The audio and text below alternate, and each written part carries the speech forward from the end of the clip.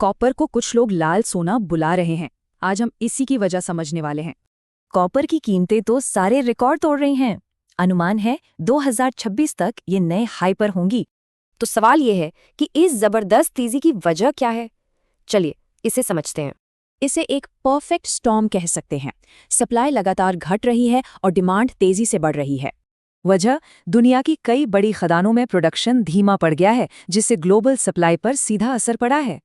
और दूसरी तरफ है जबरदस्त डिमांड, खासकर एआई डेटा सेंटर्स और ईवीज की वजह से। इस सप्लाई डिमांड गैप का नतीजा ये है कि 2026 तक बाजार में भारी कमी का अनुमान है। ऊपर से अमेरिकी टैरिफ जैसे जियोपॉलिटिकल फैक्टर्स ने भी सप्लाई को और मुश्किल बना दिया है। तो अब सवाल उठता है कि इस ट्रेंड का फायदा कैसे उठाया जाए, निवेश के क्या रास्ते हैं।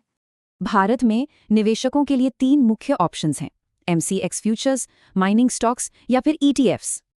और ये ट्रेंड सिर्फ शॉर्ट टर्म का नहीं है। अनुमान है कि 2050 तक डिमांड दोगुनी हो सकती है। लेकिन इसमें निवेश करने से पहले 1 मिनट रुकिए। इसके साथ जुड़े जोखिमों को समझना बहुत जरूरी है। देखिए, कॉपर सोना नहीं है। सोना एक सेफ हेवन है, जबकि कॉपर इकोनॉमी का इंडिकेटर माना जाता है। इसका मतलब इकोनॉमी की अच्छी खबर कॉपर के लिए अच्छी है और बुरी खबर बुरी, इसीलिए ये वॉलेटाइल है। और एक सबसे बड़ा फैक्टर है चीन। सोचिए, दुनिया का 60% कॉपर चीन अकेला इस्तेमाल करता है। यानी चीन की इकोनॉमी में आई कोई भी सुस्ती कॉपर की कीमतों पर भारी असर डाल सकती है। तो इसे नया सोना तो कह रहे हैं, पर इसकी कीमत इंडस्ट्री की ग्रोथ पर निर्भर करती है, सेफ्टी पर नहीं।